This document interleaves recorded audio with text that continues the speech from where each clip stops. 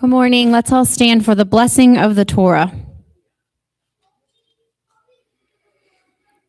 And you all have the response, correct? Okay. All right. I'll sing it with you. Baruch hu et Adonai hamavorach. Baruch Adonai hamavorach le'olam vayed. Baruch Adonai hamavorach le'olam vayed. Baruch atah Adonai Eloheinu melech haolam. Asher bachar banu mikol hamim. V'natan lanu et Torato. Baruch atah Adonai noten haTorah. Amen. Bless the Lord, the Blessed One. Blessed is the Lord, the Blessed One, for all eternity. Blessed are you, O Lord our God, King of the world, who has chosen us from all peoples and given us his Torah. Blessed are you, O Lord, giver of the Torah. Amen.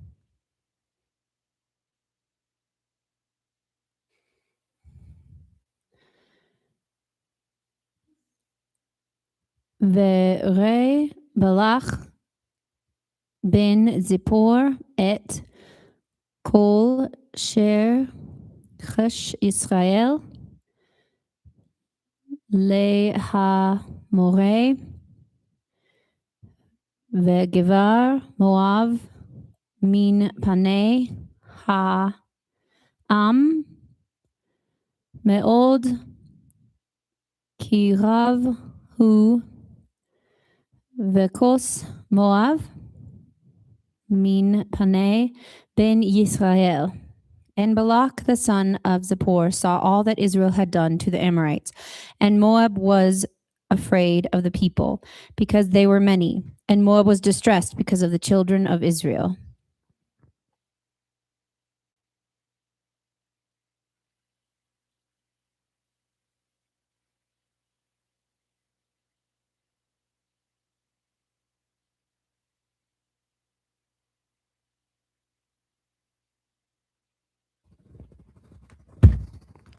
Hello, good morning, Shabbat Shalom. Whew. Got an interesting one for y'all today. All right, where to start? I love this picture. This is an AI-generated picture that's related to what I want to talk about today. That's the first thing we're going to talk about. I don't know if you can guess who these folks are right here. Two men. One's got grain. One's got an offering, an animal offering there, a lamb. We'll see. All right, this Torah Parsha is Pinchas. Now, depending on which calendar you're on, or if you're into the spore or not, or whatever, Pinchas would be next week, but we will be closed next week for the 4th of July. There's lots of people that are going to be out, so you could rewatch this next week or whatnot. So apologies if we're off 1 week on your schedules here, but this is the one that I'm on, so I think it might be off by a week for some of you guys, so apologies. But this is going to be on Numbers 25 through Numbers 30 is this Torah Parsha. And this Torah Parsha is very special to me because this Torah Parsha is where we found the name for my daughter, Noah. So Numbers 27:1 says, the daughters of Zelophehad, the son of Hefer, the son of Gilead, the son of Mecher, the son of Manasseh, and the families of Manasseh and the sons of Joseph came forward. And these are the names of his daughters. Malah, I don't know, Aiden, you might need your help here. Malah, Noah, Hagla, Milcah, and Tirzah. Okay, I did not practice this before ahead of time here. But Noah was one of the daughters that were strong-willed and went to Moses and says, I want my money, or I want my land, or I want my property. So they were, Moses petitioned God and ended up getting it granted to them. So we have a strong-willed daughter, as is the daughter here in the book Numbers. So just wanted to share that. So this Parsha is special to me. So again, it spans chapters 25 through 30. Two of those chapters in the middle are a recapping and a summary of the feast days. And so that's what I want to talk to you all about today. It's a special topic that I've put together regarding the feast days. So just to kind of get us warmed up here, I figured we'd read directly out of the Torah Parsha. And so we've got chapters 28 and 29 here. And Aiden, I appreciate your time. If you would read for us. Thank you. We're going to read 2 chapters here. Go ahead. Thank you. And Adonai spoke to Moshe, saying, Command the children of Israel, and you shall say to them, Take heed, and bring my offering, my food for my offerings made by fire as a sweet fragrance to me at their appointed time. And you shall say to them, This is the offering made by fire, which you bring to Adonai, 2 male lambs a year old, perfect ones, daily, a continual ascending offering. The one lamb you prepare in the morning, and the other lamb you prepare between the evenings, with 1/10 of an ephah of fine flour, and a grain offering mixed with 1/4 of a hin of pressed oil, a continual ascending offering which was offered at Mount Sinai for a sweet fragrance, an offering made by fire to Adonai. And its drink offering, 1/4 of a hin for each lamb. Pour out the drink to Adonai as an offering in the set-apart place. And the other lamb you prepare between the evenings, as the morning grain offering and its drink offering, you prepare as an offering made by fire. A Sabbath day, 2 lambs a year old, perfect ones, and 2/10 of an ephah of fine flour as a grain offering, mixed with oil, with its drink offering, the ascending offering for every Sabbath, besides the continual ascending offering with its drink offering. And on the beginnings of your new moons, you bring near an ascending offering to Adonai, 2 young bulls and 1 ram, and 7 lambs a year old, perfect ones, 3/10 of an ephah of fine flour as a grain offering, mixed with oil, for each bull, 2/10 of an ephah of fine flour as a grain offering mixed with oil for the 1 ram, and 1/10 of an ephah of fine flour mixed with oil as a grain offering for each lamb, as an ascending offering of sweet fragrance, an offering made by fire to Adonai. And their drink offering is 1/2 a hin of wine for a bull, and 1/3 of a hin for a ram, and 1/4 of a hin for a lamb. This is the ascending offering for each new moon throughout the new moons of the year. And 1 male goat as a sin offering to Adonai is prepared, besides the continual ascending offering and its drink offering. And in the first new moon, on the 14th day, is the Pesach of Adonai. On the 15th day of this new moon is a festival. For 7 days unleavened bread is eaten. On the first day is a set-apart gathering. You do no servile work. And you shall bring near an offering made by fire as an ascending offering to Adonai, 2 young bulls and 1 ram, and 7 lambs a year old, perfect ones, they are for you. And their grain offering, fine flour mixed with oil, prepare 3/10 of an ephah for a bull, and 2/10 for a ram. Prepare 1/10 of an ephah for each of the 7 lambs, and 1 goat as a sin offering to make atonement for you. Prepare these beside the ascending offering of the morning, which is for a continual ascending offering. According to these, you are to prepare the food of the offering made by fire daily for 7 days, as a sweet fragrance to Adonai. It is prepared beside the continual ascending offering and its drink offering. And on the 7th day, you have a set-apart gathering. You do no servile work. And on the day of first fruits, when you bring a new grain offering to Adonai at your festival of Shavuot, you have a set-apart gathering. You do no servile work. And you shall bring near an ascending offering as a sweet fragrance to Adonai, 2 young bulls, 1 ram, and 7 lambs a year old, with their grain offering of fine flour mixed with oil, 3/10 of an ephah for each bull, 2/10 for the 1 ram, 1/10 for each of the 7 lambs, 1 male goat to make atonement for you. Perfect ones they are for you. Prepare them with their drink offerings beside the continual ascending offering with its grain offering. And in the 7th new moon, on the first day of the new moon. Let me pause you there real quick. Sorry, there was one more sentence in my version here. We key in on a couple things here real quick. Back in verse 16, on the 14th day of the month is the Lord's Passover. We're going to see that over and over. On the 15th day of the month shall be the feast of unleavened bread. In verse 26, you see on the first day of the first fruits when they present a new grain offering, that is the Feast of Weeks. So let's keep looking at these dates as we go through this and see some of these call outs of each one of these feast days. As we continue on, we got one more chapter here, chapter 29. Thank you, Aiden. And in the 7th new moon, on the first day of the new moon, you have a set-apart gathering. You do no servile work. It is Yom Teruah for you. And you shall prepare an ascending offering as a sweet fragrance to Adonai, 1 young bull, 1 ram, 7 lambs a year old, perfect ones, and their grain offering, fine flour mixed with oil, 3/10 of an ephah for the bull, 2/10 for the ram, and 1/10 for each of the 7 lambs, and 1 male goat as a sin offering to make atonement for you. Besides the ascending offering with its grain offering for the new moon, the continual ascending offering with its grain offering and their drink offerings, according to their right rulings, as a sweet fragrance, an offering made by fire to Adonai. And on the 10th day of the 7th new moon, you have a set-apart gathering, and you shall inflict your beings, you do no work. And you shall bring near an ascending offering to Adonai, a sweet fragrance, 1 bull, 1 young bull, 1 ram, 7 lambs a year old, perfect ones they are for you, and their grain offering, fine flour mixed with oil, 3/10 of an ephah for the bull, 2/10 for the 1 ram, 1/10 for each of the 7 lambs, 1 male goat as a sin offering, besides the sin offering for atonement, the continual ascending offering with its grain offering, and their drink offerings. And on the 15th day of the 7th new moon, you shall have a set-apart gathering. You do no servile work. And you shall celebrate a festival to Adonai 7 days.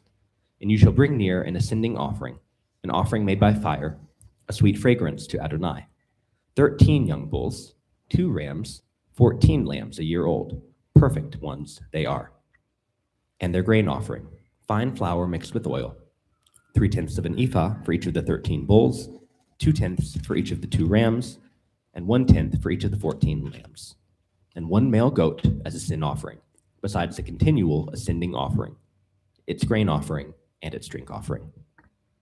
Then on the 2nd day, 12 young bulls, 2 rams, 14 lambs a year old, perfect ones, and their grain offering, and their drink offerings for the bulls, for the rams, and for the lambs by their number, according to the right ruling, and 1 male goat as a sin offering, besides the continual ascending offering with its grain offering, and their drink offerings.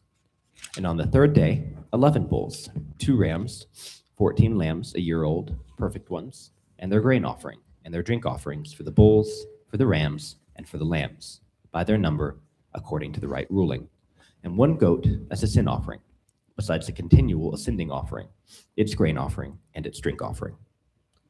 Then on the 4th day, 10 bulls, 2 rams, 14 lambs a year old, perfect ones, and their grain offering, and their drink offerings for the bulls, for the rams, and for the lambs, by their number, according to the right ruling, and 1 male goat as a sin offering, besides the continual ascending offering, its grain offering, and its drink offering.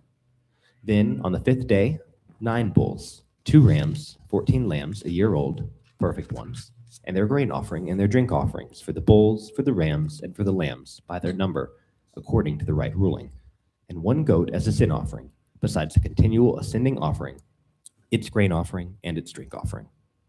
Then on the 6th day, 8 bulls, 2 rams, 14 lambs a year old, perfect ones, and their grain offering and their drink offerings for the bulls, for the rams, and for the lambs by their number, according to the right ruling. The 1 goat as a sin offering, besides the continual ascending offering, its grain offering, and its drink offering. Then on the 7th day, 7 bulls, 2 rams, 14 lambs a year old, perfect ones, and their grain offering and their drink offering for the bulls, for the rams, and for the lambs, by their number, according to the right ruling. And 1 goat as a sin offering, besides the continual ascending offering, its grain offering, and its drink offering. On the 8th day you have an assembly. You do no servile work. And you shall bring near an ascending offering, an offering made by fire, a sweet fragrance to Adonai. 1 bull, 1 ram, 7 lambs a year old, perfect ones, their grain offering and their drink offerings for the bull, for the ram, and for the lambs by their number, according to the right ruling, and 1 goat as a sin offering, besides the continual ascending offering, its grain offering, and its drink offering. These you prepare to Adonai at your appointed times, besides your vowed offerings and your voluntary offerings, as your ascending offerings and your grain offerings, as your drink offerings and your peace offerings. And Moshe spoke to the children of Israel according to all Adonai had commanded Moshe. Awesome. Thanks, Hayden. That was 2 chapters there. A lot of reading. Thank you. So 2 chapters summarizing the feast days. You notice there are a lot of offerings going on. Just a reminder They're eating this food. It's food. It's called a feast day. They're making a feast. You make an offering, and you take this animal after it gets sacrificed. There is the portion that goes to the priest. There's the memorial portion, and there's the portion that goes to you. You're sharing a meal. That's what this is. Whenever we do our feast days, you're meeting with God and you're sharing a meal. That's the point of it. We're not killing animals for fun. We're killing animals to make food out of them so that we can eat with them. So that's what these feast days, that's what we're doing. And I did hear it a moment ago with the picture. Well, actually, we'll get that into just a second. I want to do a recap before we get into what I want to talk today, real quickly, of the dates of the feasts. So we saw that multiple times throughout this section here, but I just want to get a recap so that we're all on the same page. So we're going to look at just some dates real quick of the feast days. So Leviticus 23:5, this is not going to be on your sheet yet. Leviticus 23:5, in the first month, on the 14th day of the month at twilight, is the Lord's Passover. So let's mark that down for memory.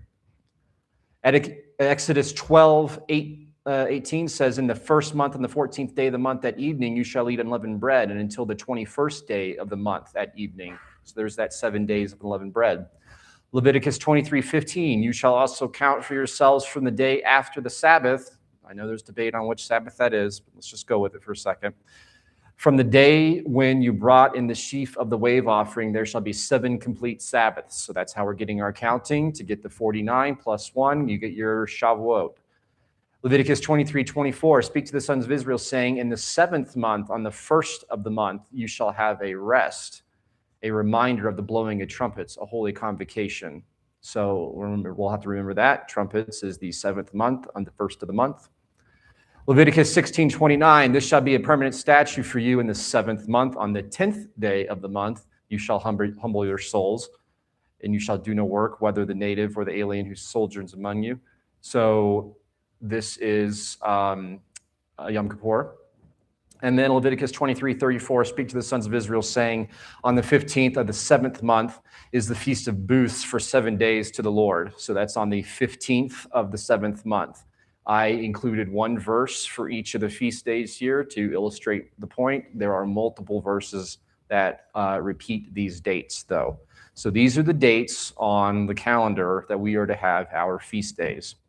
So that's where I want to actually begin my topic here that I want to talk to you all about, which is important events that occurred on feast days. So we know what occurred on particular days because they tell us the dates, and we can see from the Torah that these dates line up with the feast days. So we're going to dive in and start looking at this. And so, yeah, this picture, this is an illustration of Cain and Abel. This is my illustration here where they have brought their offerings. So, and everybody can look at the sheets ahead of time and see the feast days, and I'm suggesting that these events lined up with so we could cheat. But I'm gonna lead into this on what I think that these events are and what they're doing. So I'm gonna make a suggestion here that I believe that Cain and Abel are giving first fruits offerings. I'll actually pause real quick just to state that it was about a year ago I spoke on this, and it was called the Eternal Torah. I think we would all agree, and we'd say that we believe that the laws of God are eternal. I don't know if we all understand what we're saying when we say that, though, because whenever I say that they're eternal, I say that they're eternal both ways, meaning they exist forever into the future and they existed forever into the past. So whenever we say that we have these feast days that were given to us whenever Moses showed up, I believe that these feast days existed from the dawn of time and actually prior. That'll be another topic for another day. Anyway, just throw that out there. Cain and Abel to give first fruits offerings. So let's take a look at it. Genesis 4:3-5, it says, so it came about in course of the time that Cain brought an offering to the Lord of the fruit of the ground. Abel on his part also brought of the firstlings of his flock and of their fat portions. And the Lord had regard for Abel and for his offering, but for Cain and his offering he did not have regard. So Cain became angry and his countenance fell. Nowhere in this verse does it say that this event or this day is first fruits. However, we have some clues. Why else would they be doing this? If this is, well, we're told, well, first fruits didn't come along until the Exodus and Leviticus, until those books. Okay, what are they doing here? What's the point of this? How did they know to do this? So here's the hint, is that it's the firstlings of the flock. Well, what are we supposed to do on first fruits? What are we supposed to bring on first fruits? So Abel brought the firstlings of his flock. Cain, however, did not bring an animal offering.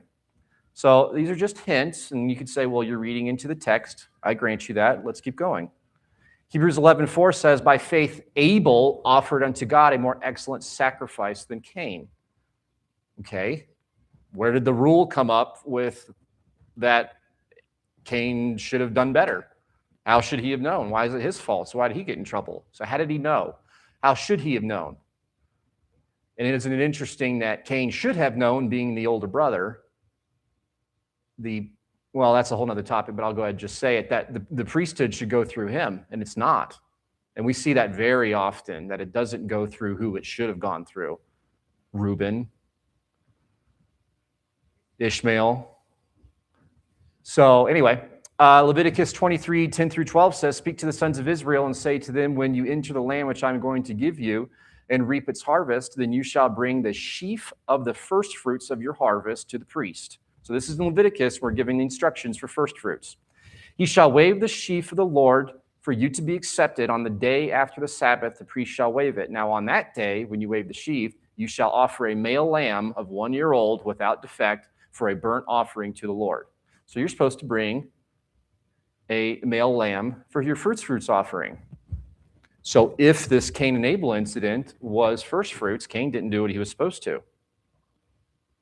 So again, I'm being eisegetical here. I'm inserting my opinion into the text, and you can say, well, you're wrong. Let's keep going. Testament of Issachar. I know this isn't in our Bibles. This is, again, one of those texts that was out of the Dead Sea Scrolls. And in fact, let me pause here to also say this as well. I know that, I've heard from many of you that you really appreciate it when I bring up the texts that are outside of our Protestant canons that were made in the 1700s. And I understand people wanting to stick to those books, and I think that's great. If you don't like some of the books that I'm bringing up here, I totally get it, and I'm fine with it, and we can spit it out, and we can stick with our canon of 66. I will say, though, there are people that have asked me to keep showing these books, and this teaching here that I've put together will have the most verses that I'm quoting out of any teaching that I will give that are from outside of the canon of 66. So if that is an issue for anyone online or listening here, I apologize. This will be the worst that you have to deal with, is this one right here, okay? So today I'm going to have a lot of other books, and then in future weeks, I promise I'll back off, and we'll stick to the 66. Anyway, let's see here. So Testament of Issachar came out of the Dead Sea Scrolls. Which, one more plug I'll just throw out, is equally as old as the oldest copy of the book of Genesis. So if you have a problem with this, maybe we can have a conversation about the other books. Let's go with this. Work hard and offer gifts unto the Lord with thanksgiving, for the Lord blessed me with the first fruits of the earth. So we're talking about first fruits here. And he blessed the saints from Abel until now. Issachar is claiming that Abel kept first fruits. The portion God gave you is the fatness of the earth, whose fruits are raised by toil. For our father Jacob blessed me with the blessing of the earth, the end of first fruits. The Lord glorified Levi and Judah among the sons of Jacob, for the Lord made choice of them. So here's just a hint that this is saying that Abel kept first fruits. This is not saying that that particular instance with Cain was a first fruits incident. Again, it's just more puzzle pieces to the puzzle. Jubilees 4:2 says, and in the first year, the third year, Cain slew Abel because God accepted the sacrifice of Abel and did not accept the offering of Cain. So just another hint here. And now here's a big takeaway. Here is Genesis 4, verses 1 through 7, but this is a Septuagint version. So I think we all agree with the book of Genesis, but there's two versions of the book of Genesis. There's the book of Genesis that comes from the Masoretic text, and there's the book of Genesis that comes from the Septuagint text. Everybody's Protestant Bibles comes from the Masoretic text, although the Septuagint text is 1,000 years older of the same book, and there's a few little wording differences throughout the text. Very minor differences between the Septuagint and Masoretic, but there are some differences. Here is one of them. And Adam knew Eve, his wife, and she conceived and brought forth Cain and said, I have gained a man through God. And she again bore his brother Abel. And Abel was a keeper of sheep, and Cain was a tiller of the ground. And was so after some time that Cain brought of the first fruits of the earth, which you should do on first fruits. There's also something else you should do on first fruits, which Abel did, a sacrifice to the Lord. And Abel also brought of the firstborn of sheep and of his fatlings. And God looked upon Abel and his gifts. But Cain and his sacrifice were regarded not. And Cain was exceedingly sorrowful, and his countenance fell. You can see the language almost matches the Masoretic. And the Lord God said to Cain, why have you become very sorrowful, and why is your countenance fallen? Have you not sinned? Interesting. If you brought it rightly, but have not rightly divided it, but still to you shall be submission, and you shall rule over him. So have you not rightly divided it?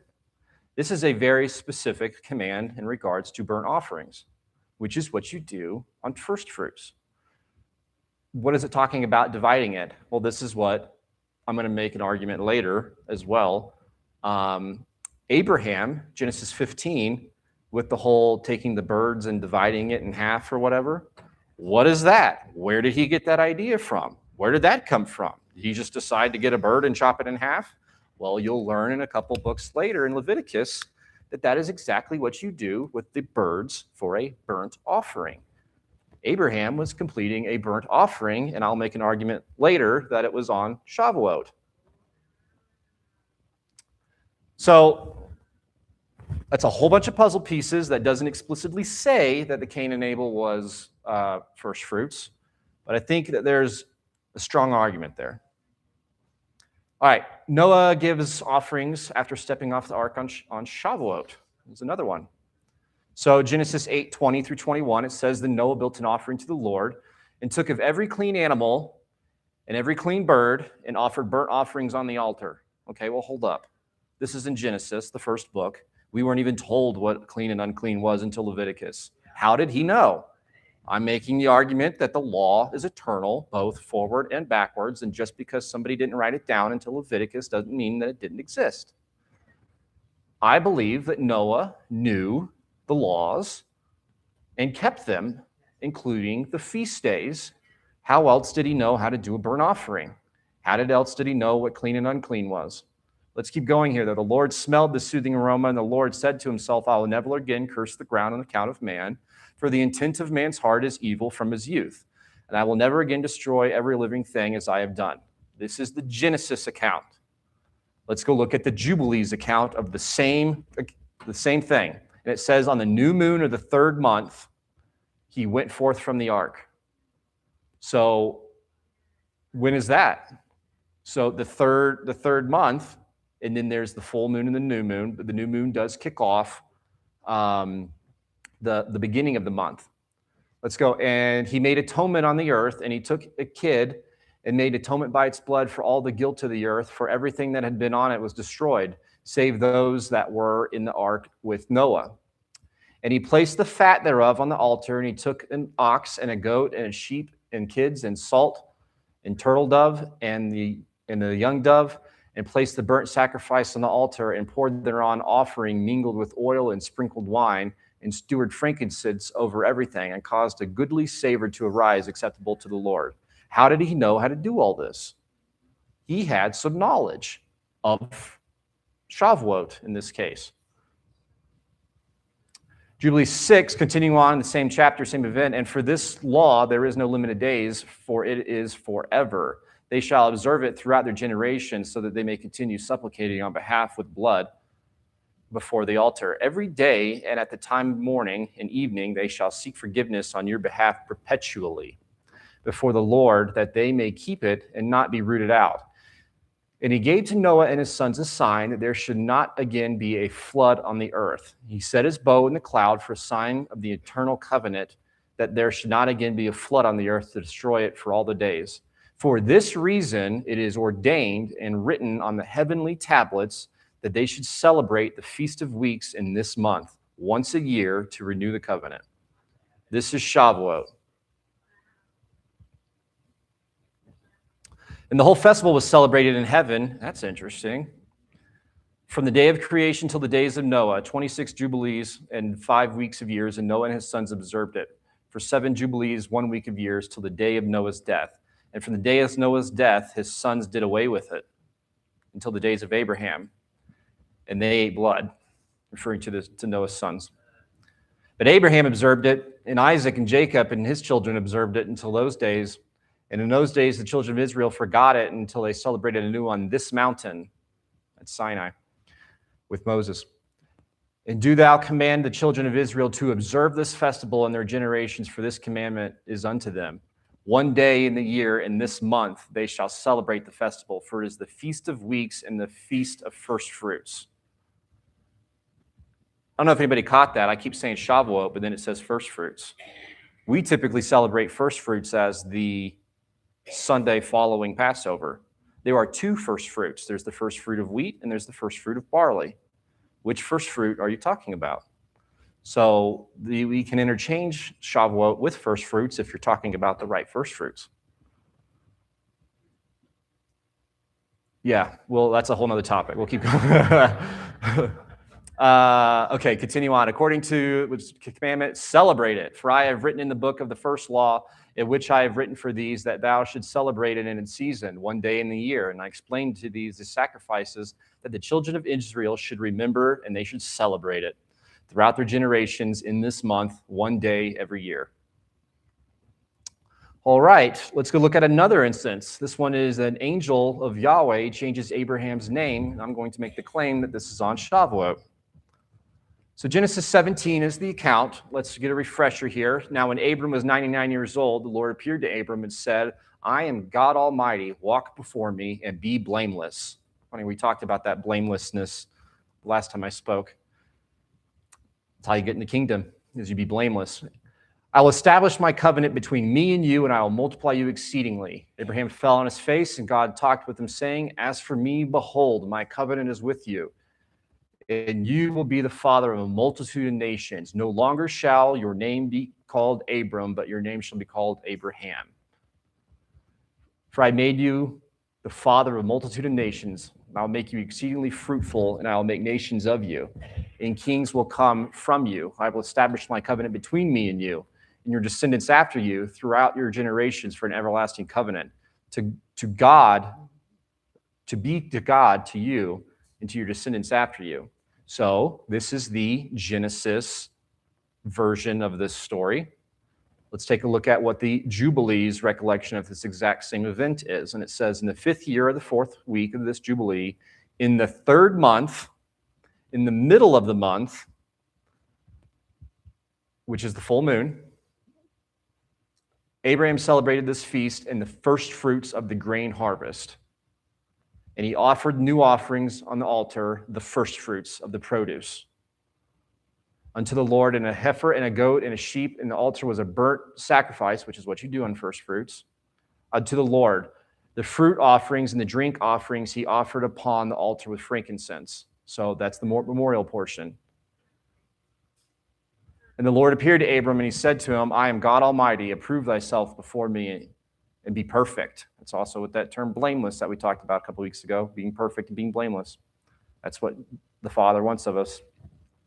And I will make my covenant between me and you, and I will multiply you exceedingly. And Abram fell on his face and God talked with him and said, Behold, my ordinance is with you, and you shall be a father of many nations. Neither shall thy name be called Abram, but from henceforth you shall be called Abraham. So that's the 2 events, the Jubilees version and the Genesis version. So let's look at another one. Angel of Yahweh meets with Abraham to offer a covenant on Shavuot. So Genesis 15, we'll go into, he said, "O Lord God, how may I know that I possess it?" And he said to him, "Bring me a 3-year-old heifer and a 3-year-old female goat and a 3-year-old ram and a turtle dove and a young pigeon," which is what you bring on Shavuot. We'll get into that. Then he brought all these to him, and he cut them in two and laid each half opposite the other, and he did not cut the birds. Then, I'm sorry, yeah, earlier I said to cut the birds. They break the wings. This is a whole topic of it itself. The birds of prey came down into the carcasses, and Abram drove them away. Now, when the sun was going down, a deep sleep fell on Abram. So this is the Genesis version of this event. And again, I bring up the same point that I brought up every other time is, how did he know how to do this? We have no idea. We weren't taught what a burnt offering is supposed to look like until we got to Leviticus. So how did he know how to do this and to grab these animals? And specifically, it's interesting that it says he did not cut the birds, because that is a very specific command of the burnt offerings for birds. So let's look at the Jubilees version of this. And he says, "And he said unto them, take me a heifer of 3 years and a goat of 3 years, a sheep of 3 years, a turtle dove and a pigeon. And he took all these in the middle of the month." So we know this is the 3rd month. And now it's the middle of the month, which is precisely when Shavuot is. "And he dealt with the oak of Mamre, which is near Hebron, and he built an altar there and sacrificed all these." Again, how did he know how to do that if the instruction hadn't already been given to him? "And he poured their blood upon the altar and divided them in the midst, and he laid them over each other against each other, but the birds he divided not." Jubilees 14:20, "And on that day he made a covenant with Abram, and we had covenanted with Noah in this month." So this is a flashback. We talked about Noah a minute ago. This is another verse confirming it. So it says, on that day, talking about that Shavuot day, who's we? Who's we? We made a covenant with Abram.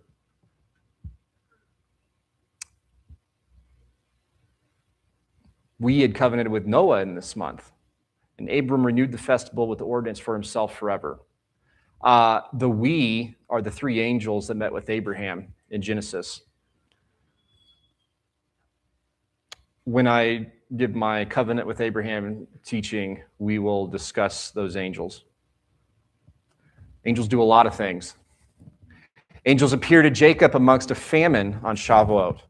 So in Genesis 46, this version of the story is God spoke to Israel in visions on the night and said, "Jacob, Jacob." And he said, "Here I am." He said, I am God, the God of your father. Do not be afraid to go down to Egypt, for I will make you a great nation there. I will go down with you to Egypt, and I will also surely bring you up again, and Joseph will close your eyes. I know I just said they're angels, and here it's saying God. We'll talk about agency one day. God sends out his messengers to do his bidding for him. Jubilees 44:2-8 is the Jubilees version of this. "And Jacob remembered the dream that he had seen at Bethel, and he feared to go down into Egypt. And while he was thinking of sending word to Joseph to come to him, and that he had not gone down, he remained there 7 days. If perchance he could see a vision as to whether he should remain or go down. And he celebrated the harvest festival of the first fruits with old grain." Supposed to do it with new grain. "But for in the land Canaan, there was not a handful of seed in the land, for the famine was all over the beasts and the cattle, the birds, and also over man. And on the 16th, the Lord," interesting, notice this, "and on the 16th, the Lord appeared to him and said to him, Jacob, Jacob. And he said to him, Here I am. He said to him, I'm the God of the fathers, the God of Abraham and Isaac and Jacob. Fear not and go down to Egypt." We're going to keep reading this, but I got to pause. There's so much here that's good stuff. Okay. When we are struggling to fulfill a command, do we just not do it, or do we do the best we can with it? I'd say this verse makes an argument that we would do the best we can with it. He didn't even have new grain to present for his first fruits, but he did it anyway using old grain. Another thing here is that, and we're going to see this several times as I go on through some more verses, and it says, "And on the 16th, the Lord appeared unto him and told him to go down." Why not on the 15th, which is the actual holiday, the festival? The festival's on the 15th. And then it says on the 16th, the Lord told him to get up and go down. I'll answer it in just a second. Let's keep reading. For I will make you a great nation, and I will go down with you, and I will bring you up again. And in the land you shall be buried. And Joseph shall put his hands on your eyes. Fear not, go down into Egypt. And his sons rose up, and his possessions, and they placed their father and their possessions upon wagons. And Israel rose up from the well of oath on the 16th day of the 3rd month. And he went to the land of Egypt. Why not the 15th day of the 3rd month? Because it's a Sabbath. So they traveled the next day.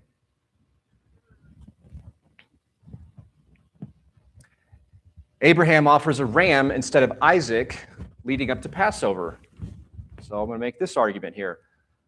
Jubilees 17, 15 through 16 says, and it came to pass in the 7th week, in the 1st year thereof, in the 1st month of this Jubilee, on the 12th of this month.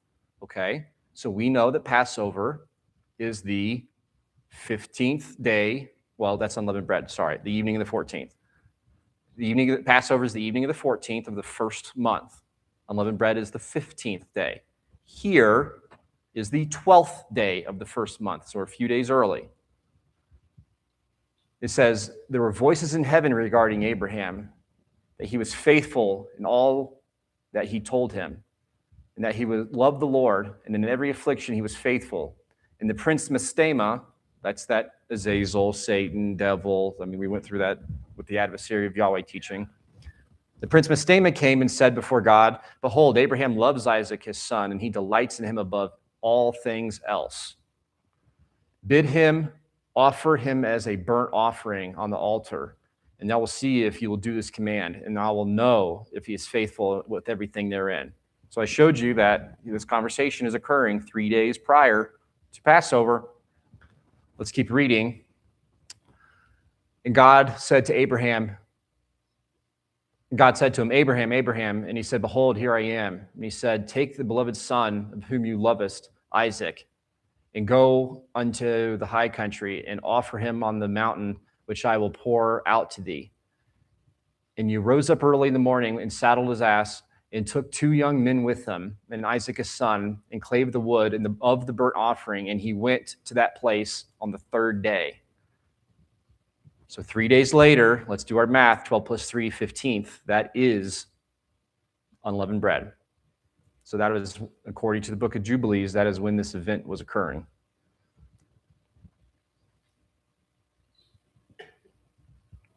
Jubilees 18 through 19, and he celebrated this festival every year, 7 days with joy. And he called it the festival of the Lord according to the 7 days which he went and returned in peace.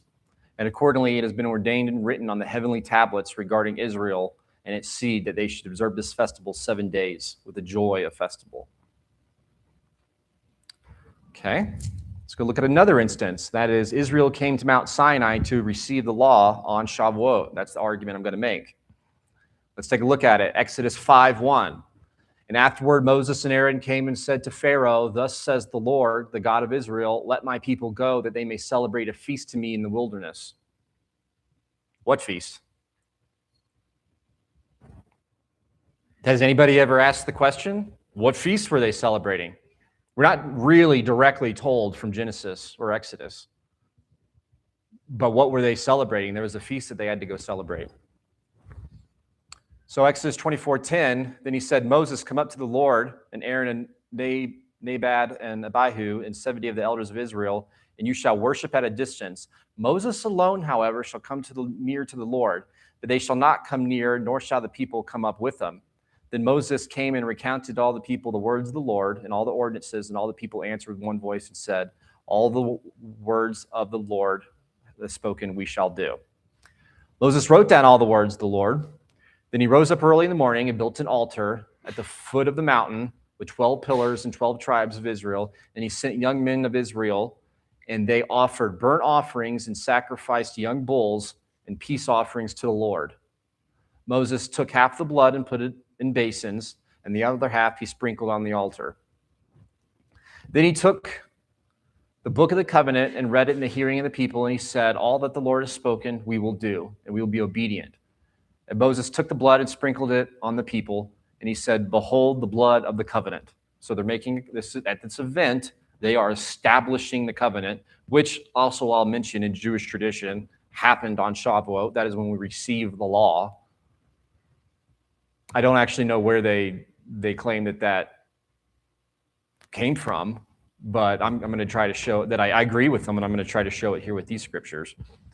Then Moses went up with Aaron, Nadab, and Abihu, and 70 of the elders of Israel, and they saw God of Israel, and under his feet there appeared to be pavement of sapphire, as clear as the sky itself. Do we feel like that's literal or figurative?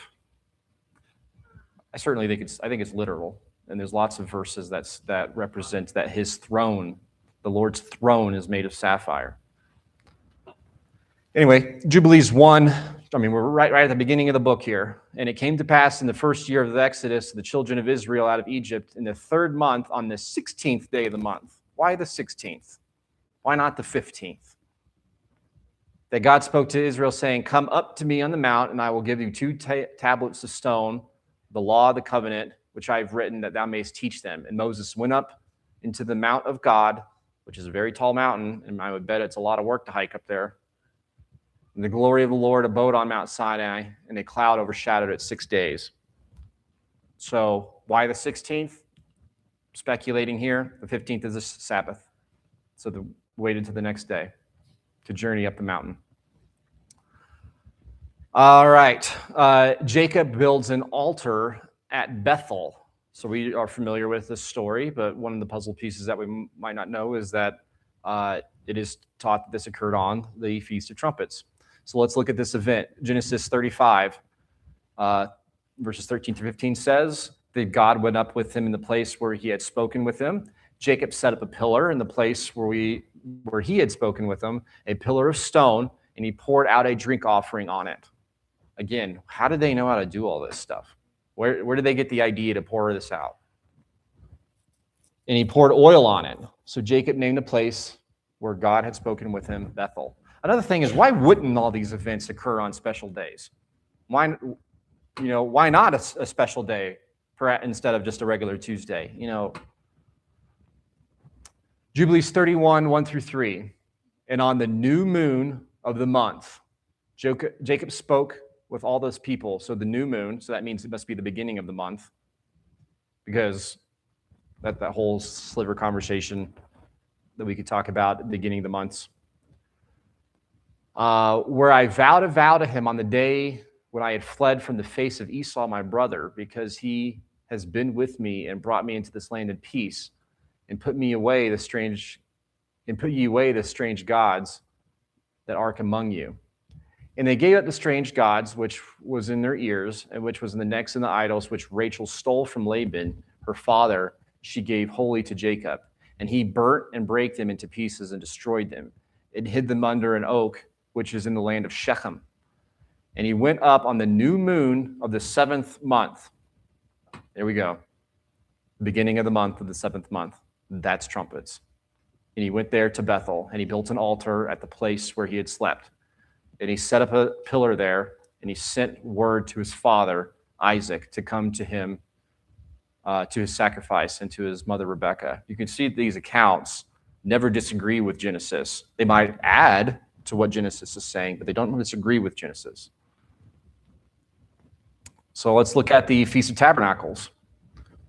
Some important things or events that happened there. Let's look at John 7. And after these things, Jesus walked into Galilee, for he would not walk in Judea, because the Jews sought to kill him. Now the feast of the Jews, that is the Feast of Tabernacles, was at hand. His brethren therefore said to him, depart hence and go into Judah. I don't know why that's both times, but maybe I did some copy and paste here thing. I really apologize there. Go into Judah, that's Judah, that the disciples also may behold thy works which thou do. For no man doeth anything in secret, and himself seeketh to be known openly. If thou do these things, manifest thyself to the world. For even his brethren did not believe on him. Jesus therefore said to him, my time is not yet come, but your time is always ready. The world cannot hate you, but me in it, or me it hateth, because I testify of it, that its works are evil. Go into the feast. I go not up into this feast, because my time is not yet fulfilled. And having said these things unto him, he still abode up in Galilee. So there's the feast.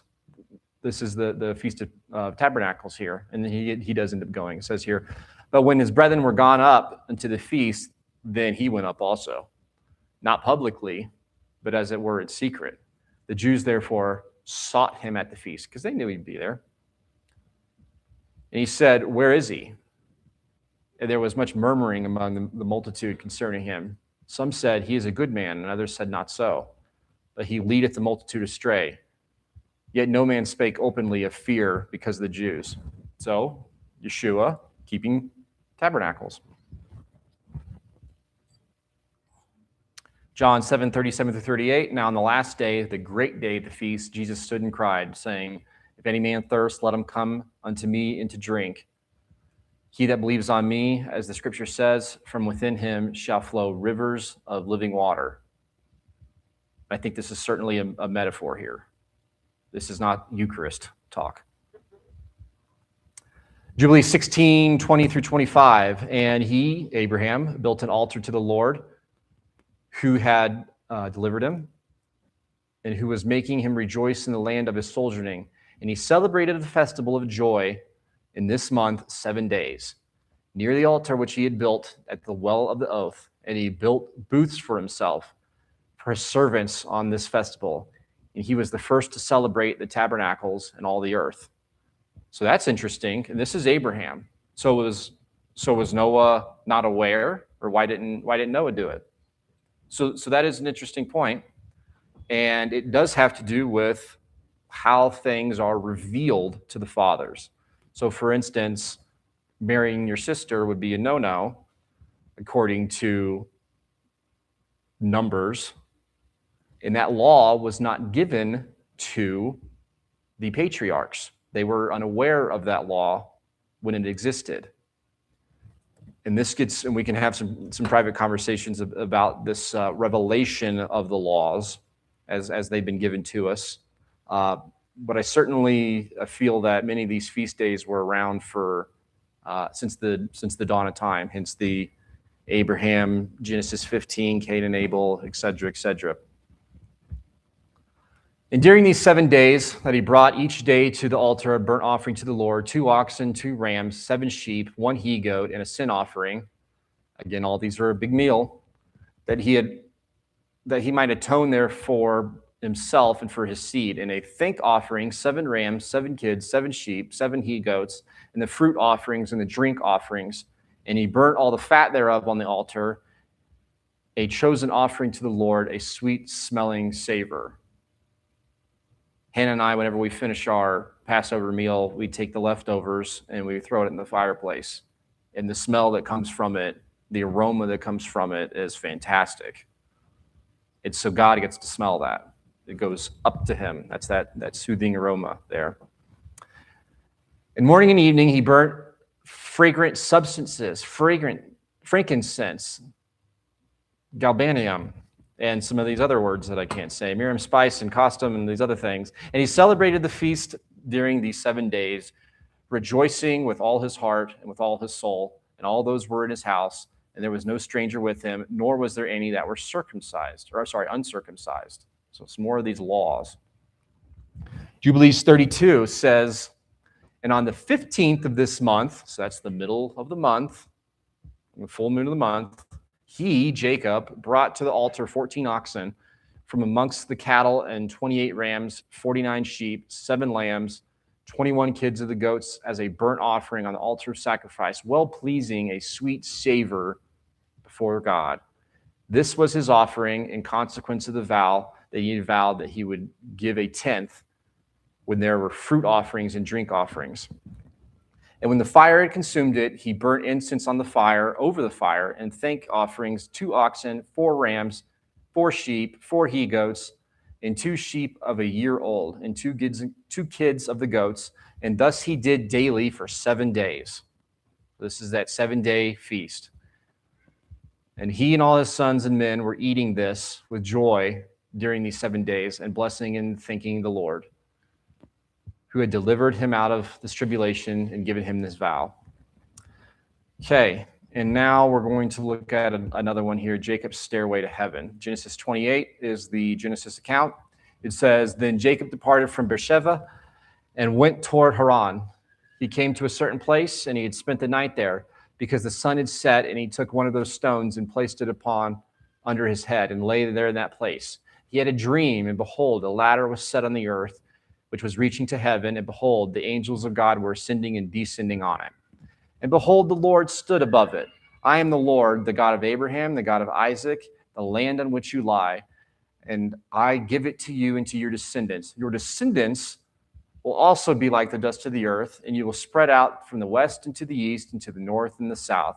And you and your descendants shall all the families of the earth be blessed." This is a reiteration of the Genesis 12 verse 3 promise. "Behold, I am with you and will keep you wherever you go, and I will bring you back to this land, for I will not leave you until I've done what I've promised you." Then Jacob awoke from his sleep. "Surely the Lord is in this place, and I did not know it." And he was afraid and said, "How awesome is this place! This is none other than the house of God, and this is the gate of heaven." So Jacob rose early in the morning and took the stones that he had placed under his head and set it as a pillar and poured oil on its top. He called the name of that place Bethel.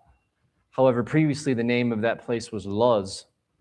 And Jacob made a vow, saying, "If God be with me and keep on this journey that I take, and I will give my food to eat and garments to wear until I return to my father's house in safety, then the Lord will be my God. This stone which I have set up as a pillar will be God's house, and all that you give me, I will surely give a tenth to you." So let's look at the Jubilees version of this event. It says, "And Jacob went forth from the well of the oath to go to Haran on the first year of the second week in the 44th Jubilee. And he came to Luz on the mountains, that is Bethel, on the new moon of the first month." Well, if it's the first month and it's the new moon, well, that's New Year's. That's the beginning of the year. So this event, according to Jubilees, happened at the beginning of the year. "And he came to the place at even and turned from the way to the west of the road. And he slept there, for the sun had set. And he took one of the stones in that place and laid it under the tree. And he was journeying alone, and he slept. And he dreamt that night, and behold, the ladder had set up on the earth. And the top had reached to heaven, and behold, and the angel of the Lord ascended and descended upon it. And the Lord stood upon it." So, that's it for our slides today. So it's relatively short compared to some past teachings that I've had. So this was about 79 slides. I had 189 slides pre-set up for this. I will admit, and maybe I'm being too defensive or something, the majority of the verses in this particular PowerPoint came from books that are not in our canon of 66. So I am a little hesitant to just dump all that on you all. But we can certainly, I could pull up those and show them to you where some of these other topics, because I didn't even get into the whole new moons and other topics. I tried to keep it to just the feast days. But there's a lot more here. And so forgive me I know that half these verses were out of the 66 canon, so please forgive me. I promise if you didn't like it, this will be the worst.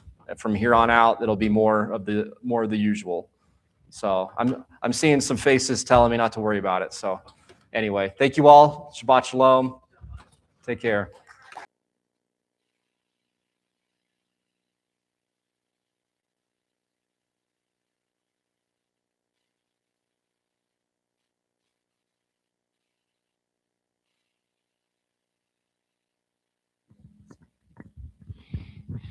Oh yeah, it is on. For brothers, I want you to understand this truth, which God formerly concealed, but has now revealed. so that you won't imagine you know more than you actually do, is that stoniness, to a degree, has come up upon Israel until the Gentile world enters in its fullness. And that it is in this way that all Israel will be saved. As the Tanakh says, out of Zion will come the Redeemer. He will turn away ungodliness from Yaakov, and this will be my covenant with them when I take away their sins. With respect to the good news, they are hated for your sake. But with respect to being chosen, they are loved for the patriarch's sake. For God's free gifts and his callings are irrevocable. Just as you yourselves were disobedient to God but have received mercy now because of Israel's disobedience, so also Israel has been disobedient now, so that by your showing them the same mercy that God has shown you, they too may now receive God's mercy. For God has shut up all mankind together in disobedience, in order that he might show mercy to all.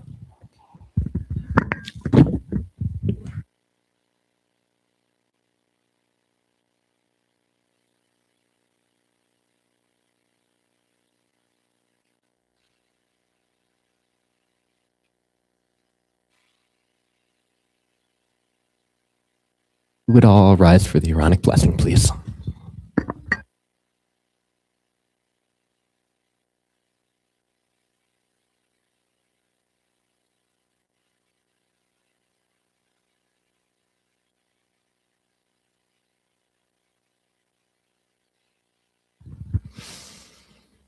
Yivarechecha Adonai ve'yishmarecha.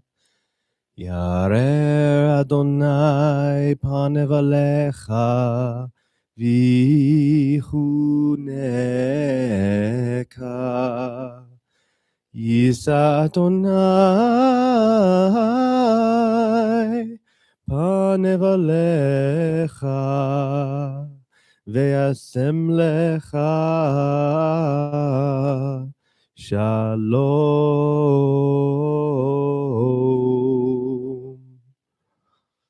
May the Lord bless you and keep you. May the Lord make his face shine upon you and be gracious to you. May the Lord lift up his countenance upon you and give you peace.